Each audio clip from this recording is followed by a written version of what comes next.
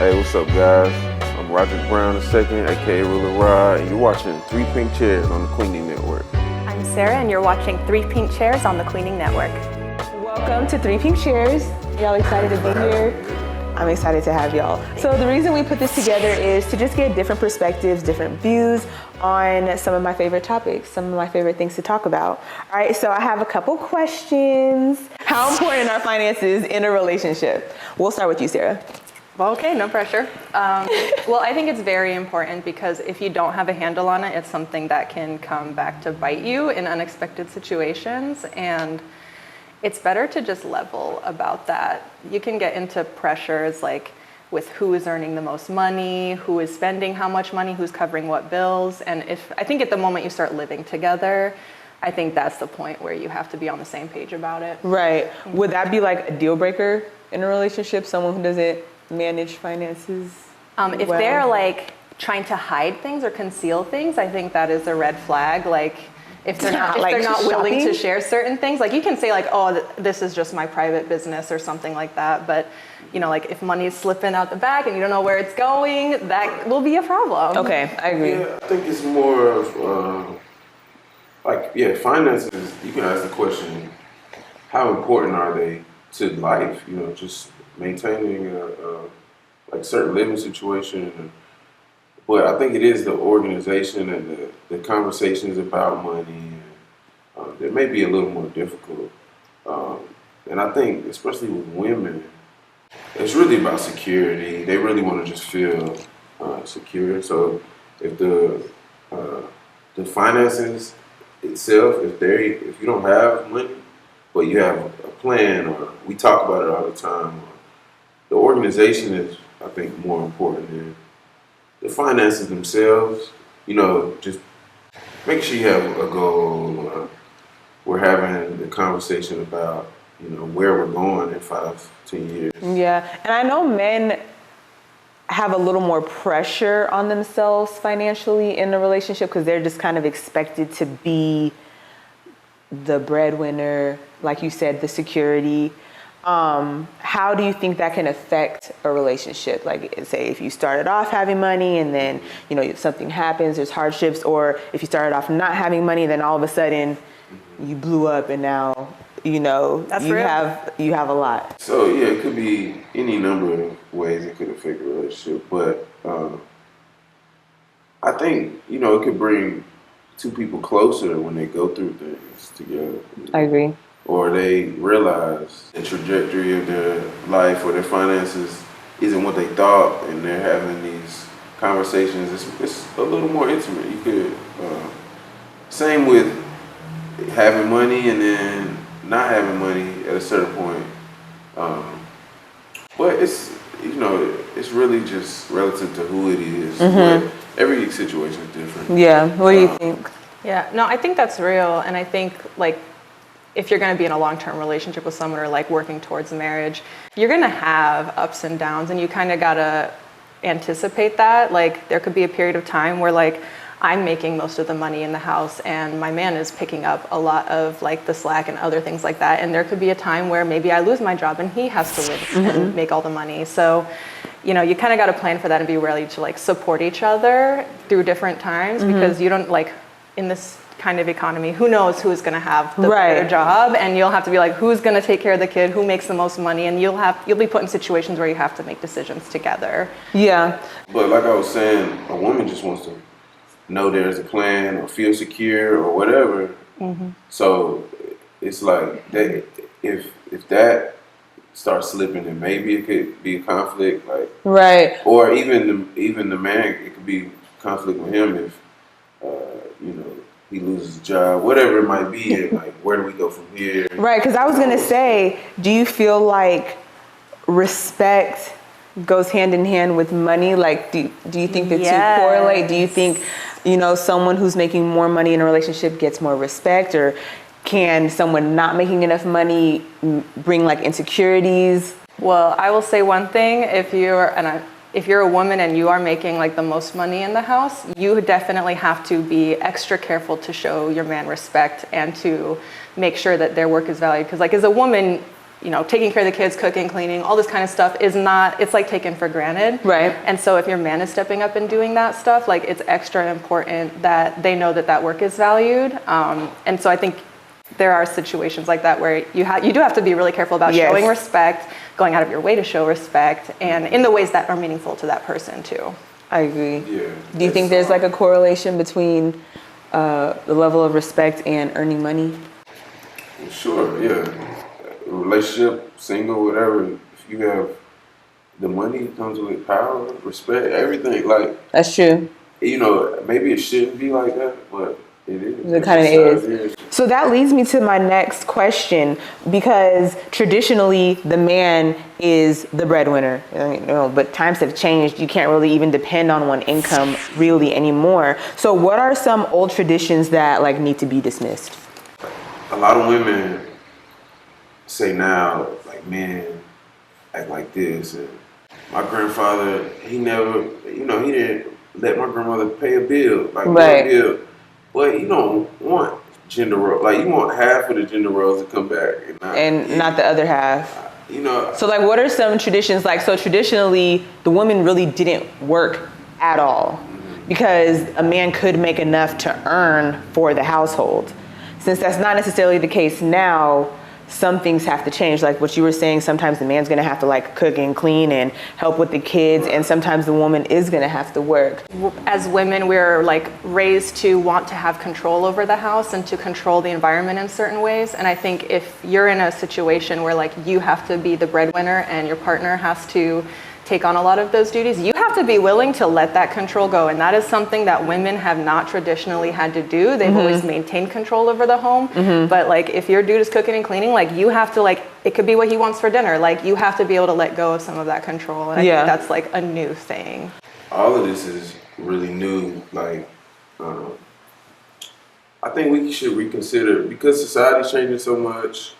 Like you speaking about social media. There's different like job opportunities, different employment. That's a good point. It's a different employment spectrum. Women didn't even have some of the opportunities. You're right. Yeah, more opportunities. So I think all of this needs to be reconsidered. Like, even people reconsidering monogamy and marriage nowadays. Ooh, that's deep. Yeah, I mean, it's like. You want to elaborate on that? I really don't. You brought it up. I have thoughts on that. You brought it up. Yeah. You brought it up. What do you mean by that? My overall point is you got thousands of years that humans evolved and we did relationships one way. Yes. But now in the last 100 years, society has changed. Living, everything, every aspect of life for humans has changed. So let's go back 2 or 3 sentences when you mentioned that things should change, such as monogamy. And I don't know, I'll replay it and marriage. Yeah. He didn't say it should change. He said it is changing. It is changing. I just remember hearing monogamy. That was just. It's changing, and we should just take a look at it. Do what's best for you, man. I don't know. I agree. Do what's best for you in your relationship. And does sometimes that include like a non-traditional setup in a household? Maybe. You mean like 3 romantic partners in a household? That's called polygamy. Is that? No? Okay. I'm just trying to understand. I don't know if that would work for me. Yeah, I know it won't work for me. That's what I'm saying. I don't know if I could even handle that. I don't think I could. But it is becoming more of a topic. We will say that. Yeah, for sure. I am seeing more and more posts about it. You're not wrong. It's not a wrong statement. You're not wrong. Yeah. But yeah, you're right. Because society is changing. We can't expect to live the same way we lived 100, 200 years ago when almost nothing is the same. Right. So that's a good point.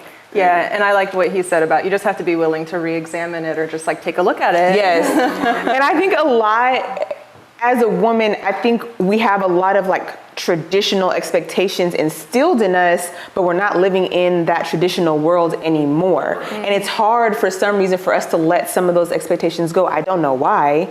That's why you see a lot of like, well, my man has to do all of this for me. And you know, it's just a very interesting time, because then there's also the whole women empowerment movement, which didn't even exist 40, 50 years ago. Women were not getting together, working, making all this money. Like, that is all new. So I think you're absolutely right. We just need to kind of re-examine, you know, life now and put new traditions in place. Yeah. Right? Totally. So, okay, I have a hot pink question. Woo! Hot pink question. Hot pink. Hot pink time. Hot pink is like, you know, the wild card. Is something like completely off topic, but I do want to know, because like we said, I like to stir the pot sometime on social media, see what people is thinking. Always Why is being average looked down on? I'm gonna think for a minute, because I think I am someone who falls into that category that you said, where like, I don't want to be average. I do have that mental construction of like, we don't want to be average. Why? Why do you think that is? Well, I think because I'm not satisfied with average, and I think maybe I can only speak as a woman, that like what we were told is average is not what I wanted. Like, I want to start my own company, and I want to like be able to make decisions. I can hire and fire people. Like, that's not average. Right. And it probably will be for our generation. Like, we're making a new average. And so, but I definitely have that construct of like, average is something I don't want to be. So I think it's hard for me to answer that question right off the bat. Yeah. That is a hot question. I don't know why there's this negative stigma around being average, because a lot of, let's say Americans, we're in America, a lot of Americans are below average, right? A lot of people are below average. If you get a group of 100 people, you know, and you put a medium here as far as income, careers, relationships, family, household, things like that, there's a lot of people who fall below that median. So average isn't necessarily bad. Yeah. But for some reason, the word average is like, ugh, no, I don't want to be average. I want to be above average. But in reality, most of us are average. What do you have to say on that? Yeah, that's what the word average means. Right. It's like, it's the average. It's just the average of people. That's what most people are. Like you said, maybe it's not healthy or good for your trajectory to think in that way, because maybe you complacent, maybe not work as hard or whatever.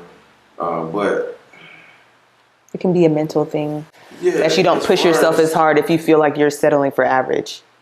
Yeah, I think that is it. I think you're right. It coincides with like an achievement attitude, is like, and it probably comes back to like school and stuff like that, where like, you know, C is an average. Right.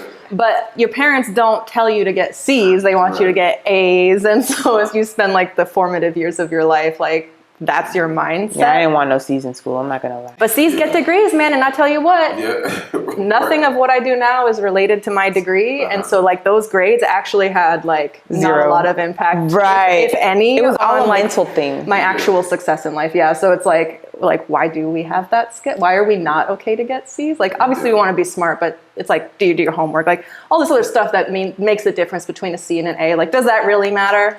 Does it really?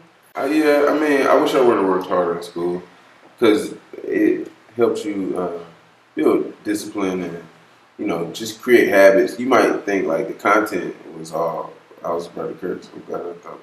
The content was all like, maybe not what you were, maybe not so helpful now, but the habits and the behaviors. Behaviors.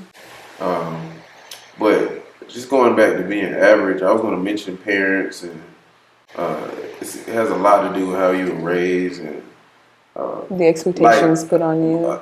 People that say I'm not average, or maybe you want to shoot for above average, that's great, but they're probably like an average person.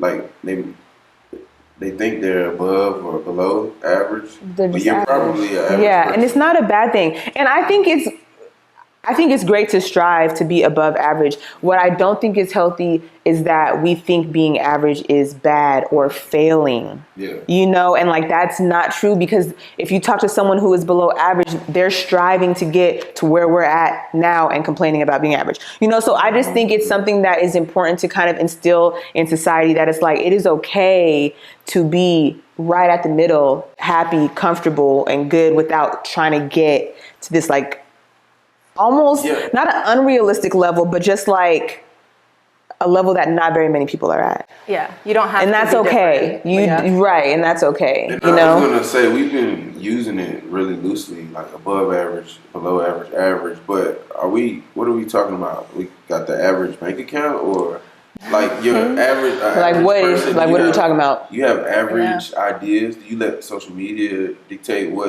you think and feel and how you And dress? look, on average, they do. Right? On average, the person will get on social media and feel like that is how their life is supposed to be, which is so detrimental, because social media is like a false reality. Skewed, yeah. It's all skewed. You could take a picture of something, put a caption there. Now, average Joe wants to strive for that, and they don't even have that. The person who posted it don't even have that, you know? So, yeah, average is a tricky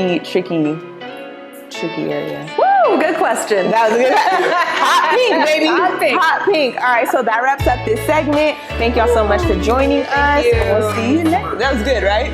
That was good. Yeah.